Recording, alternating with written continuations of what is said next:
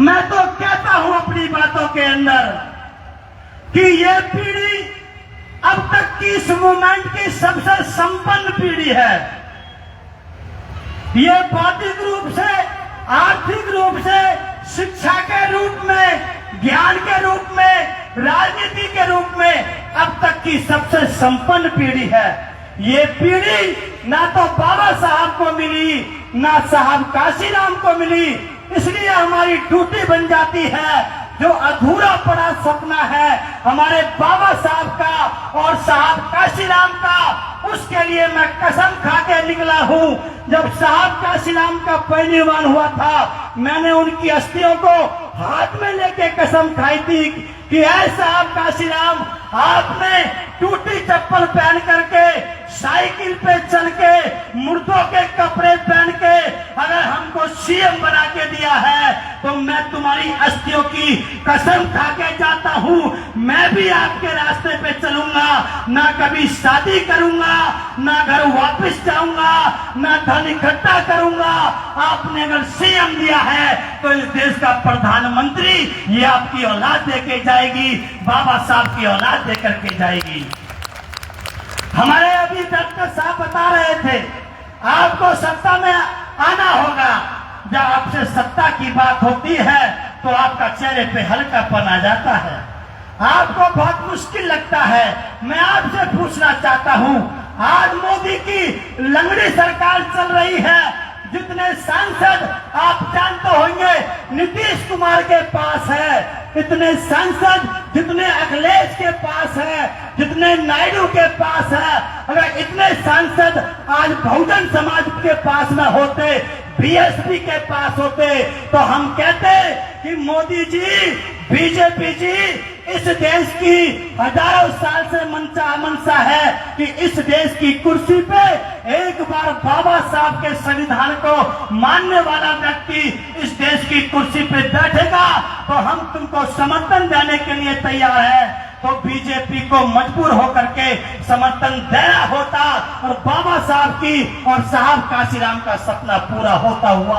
आपको जरूर दिखाई देता सम्मानित साथियों। लेकिन घबराने की जरूरत नहीं है, ये कोई जरूरी नहीं है।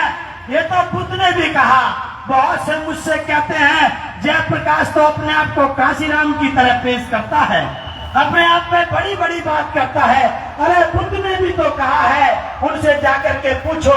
बुद्ध ने कहा है मुझसे पहले भी बुद्ध हुए थे और मेरे बाद भी बुद्ध हो सकते हैं। इसका मतलब मुझसे बाद भी लोग हो सकते हैं। इसलिए बाबा साहब के बाद अगर साहब काशीराम आ सकते हैं तो काशीराम के बाद भी इस मिशन मूवमेंट को मंजिल पे पहुंचाने के लिए इसी समाज में से जरूर कोई व्यक्ति निकल के आएगा सम्मानित साथियों। इसलिए घबराने की जरूरत नहीं है। ये कारवां हजारों साल से चलता आया है और हजारों साल तक चलता रहेगा। हम लोग सम्मानित साथियों, आप लोग सोच रहे होंगे बहुत से लोग, अरे अब तो उत्तर प्रदेश में बीएसपी की मुश्किल से एक सीट बची हुई है, ये तब भी बड़ी बड़ी बात करते हैं। तो सम्मानित साथियों, घबराने की जरूरत नहीं है। उछाल जवाब आता रहता है। हम फिर से तैयारी करेंगे, बाबा साहब के फूले के साहू को, कारवां को फिर से हम लोग तैयार करेंगे और फिर से इस देश में परचम लहराने का काम करेंगे। आप लोगों ने हमारी बात को ध्यान से सुना। साथियों, आपसे हम निवेदन करते हैं कि पॉलिटिकली भी थोड़ा सा हम लोग अवेयर होने का काम करें।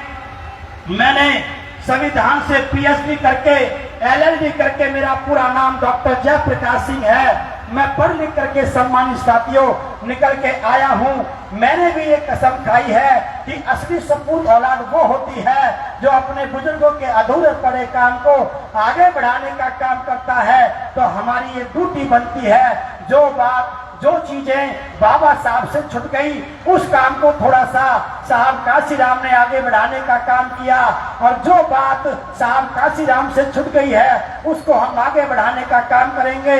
साहब ने सीएम दिया है तो हम पीएम देने का काम करेंगे सम्मानित साथियों। रही बात बाबा साहब की, बाबा साहब के बारे में आपसे अच्छा कौन जानता होगा। लोग कहते हैं, आपने पढ़ा होगा कि जब पूरी दुनिया में 100 विद्वानों को ढूंढने का काम किया तो ऑक्सफोर्ड यूनिवर्सिटी ने बाबा साहब को नंबर 3 देने का काम किया।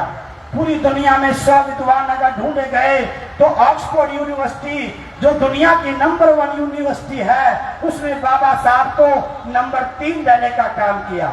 उसके बाद में कुछ दिन के बाद में कोलंबिया यूनिवर्सिटी ने कहा कि ऑक्सफोर्ड यूनिवर्सिटी बेशक अपने आप में नंबर 1 होगी, लेकिन हम 100 विद्वानों को फिर से ढूंढने का काम करेंगे।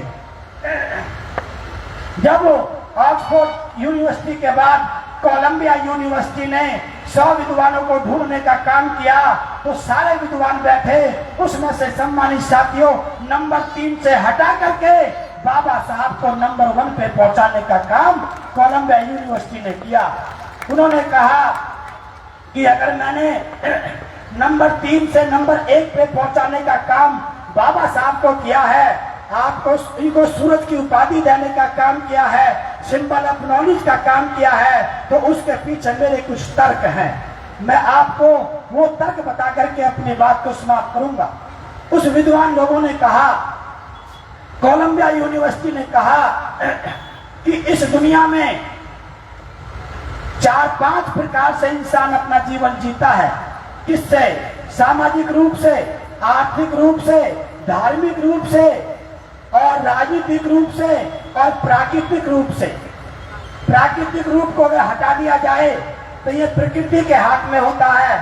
तो 4 रूप ऐसे होते हैं जो इंसान अपना जीवन जीता है। उसको पैसा भी चाहिए, उसको सामाजिक व्यवस्था भी चाहिए, उसको धर्म भी चाहिए और उसको राजनीति भी चाहिए। 4 प्रकार से आदमी अपना जीवन जीता है। पूरी दुनिया के जितने भी विद्वान हुए, उन सभी विद्वानों में, समाज सुधारों में, इस दुनिया में ऐसा कोई व्यक्ति नहीं हुआ जिसने चारों क्षेत्र में काम किया हो। किसी ने आर्थिक क्षेत्र में काम किया, कार्ल मार्क्स जैसे लोगों ने, किसी ने सामाजिक क्षेत्र में काम किया, नेल्सन मंडेला जैसे लोगों ने, किसी ने धार्मिक क्षेत्र में काम किया, बुद्ध जैसे, कबीर बुद्ध जैसे और मोहम्मद साहब जैसे और ईसा मसीह जैसों ने। लेकिन सम्मानित साथियों, जिन लोगों ने जिस क्षेत्र में काम किया, अगर बुद्ध को हटा दिया जाए तो जिस क्षेत्र में जितने लोगों ने भी काम किया, उसमें लाखों लाखों लोगों की जान गई। अगर विदेशों के अंदर वोट का अधिकार वहां पर मिला, तो वोट के अधिकार के लिए कई कई लाख लोगों की जान गई। अगर आप बाइबल को पढ़ते हैं, कुरान को पढ़ते हैं, तो उसमें आपको पता चलेगा कई कई लाख लोगों की जान गई, तब जाकर के वो आगे बढ़ पाए। इस दुनिया में किसी ने सामाजिक क्षेत्र में काम किया, किसी ने धार्मिक क्षेत्र में काम किया, किसी ने एक क्षेत्र में काम किया, लेकिन इस दुनिया में बाबा साहब अकेले ऐसे विद्वान हुए जिसने चारों क्षेत्र में काम किया। पूरी दुनिया में चारों क्षेत्र में काम किया। और सबसे बड़ी बात है, और सबके आंदोलन के अंदर आपको मार काट मिलेगी, हत्याएं मिलेंगी, लाखों लोगों की जान जाती हुई मिलेगी, लेकिन पूरी दुनिया में बाबा साहब एक ऐसे विद्वान हुए, ऐसे आंदोलनकारी हुए जिसने सारे अधिकार दिलाए, चारों क्षेत्र में दिलाए, लेकिन एक आदमी की जान को भी नहीं जाने दिया। इसलिए बाबा साहब is the most talented personality of the world. It was said by the Columbia University. ये कोलंबिया यूनिवर्सिटी ने कहा, इस दुनिया में बाबा साहब से ज्यादा शांति प्रिय आंदोलन करने वाला इस धरती पे कोई नहीं है। जिसने अगर धर्म के क्षेत्र में काम किया तो पूरी दुनिया को उठा करके देख लो। एक बार में अगर बुद्ध ने भी अपना काम शुरू किया तो 2-2, 4-4, 5-5, 10-10 लोगों से काम किया। मोहम्मद साहब ने काम किया, किसी ने भी काम किया, लेकिन जिसकी एक आवाज पे 5-10 लाख लोगों ने अपना पिछला धर्म छोड़ करके बाबा साहब के कहने से बौद्ध धर्म स्वीकार कर लिया, इस धरती पे कोई दूसरा उदाहरण नहीं मिलता है। सम्मानित साथियों, नेल्सन मंडेला जैसे लोगों ने पहले उच्च वर्ग के लोगों को वोट का अधिकार मिला, फिर मध्यम वर्ग के लोगों को वोट का अधिकार मिला, फिर निम्न वर्ग के लोगों को वोट का अधिकार मिला। अगर हम राजनीति की बात करें, फिर आखिर में जाकर के उस देश के लोगों के महिलाओं ने अपना अलग से आंदोलन किया वोट के अधिकार के लिए, फिर उनको वोट का अधिकार आखिर में जाके मिला। पूरी दुनिया में बड़े से बड़े देश में एक साथ पूरी जनता को कहीं भी वोट का अधिकार नहीं मिला। अगर अधिकार मिला तो बाबा साहब के आंदोलन से एक साथ पूरे देश के लोगों को अधिकार मिला। ऐसा पूरी दुनिया में, पूरी धरती में कहीं नहीं हुआ। ये आंदोलन थे। आज के क्षेत्र की बात की जाए तो पूरी दुनिया में प्रॉब्लम ऑफ रुपीज नाम की समस्या पे थीसिस लिख करके पूरी दुनिया को बैंक देने वाले, पूरी दुनिया की अर्थव्यवस्था को सुधारने वाले, कैसे अर्थव्यवस्था चलती है वो चाणक्य के बाद अगर कोई सबसे बड़ा सिस्टम खड़ा कर पाया तो अर्थ के क्षेत्र में कोलंबिया यूनिवर्सिटी में प्रॉब्लम ऑफ द रुपीज के नाम से थीसिस लिख करके बाबा साहब ने ये मुकाम हासिल करने का काम किया। सम्मानित साथियों, किसी भी क्षेत्र में बात करें, बाबा साहब को सामाजिक क्षेत्र में बात करें तो बाबा साहब इस दुनिया के अकेले ऐसे संविधान कानून लिखने वाले बने, उसने उनके लिए भी अधिकार दिए जिन्होंने बाबा साहब का साथ तक नहीं दिया था। जिन लोगों ने बाबा साहब का साथ नहीं दिया था उन लोगों को भी बाबा साहब ने बराबर का अधिकार देने का काम किया, चाहे वो ओबीसी समाज के लोग, हालांकि दियाबाद में जाकर के, चाहे ब्राह्मण क्षत्रिय वैश्य हो। इसलिए सम्मानित साथियों, हम कहते हैं कि बाबा साहब जैसा इस दुनिया में कोई नहीं है। और विरोधियों के लिए कहना चाहते हैं जो बार बार कहते हैं कि हम संविधान बदल देंगे, उनके लिए कहना चाहते हैं कि बाबा साहब के सिपाही एक कसम खाते हैं, हम तख्त भी बदल देंगे, हम ताज भी बदल देंगे। अरे तुम हमारा क्या संविधान बदलोगे, उससे पहले हम तुम्हारी सरकार ही बदल देंगे। ज्यादा दिन की बात नहीं है। ये 400 पार की बात करते थे, 200 पार मुश्किल पड़ गई इन लोगों को।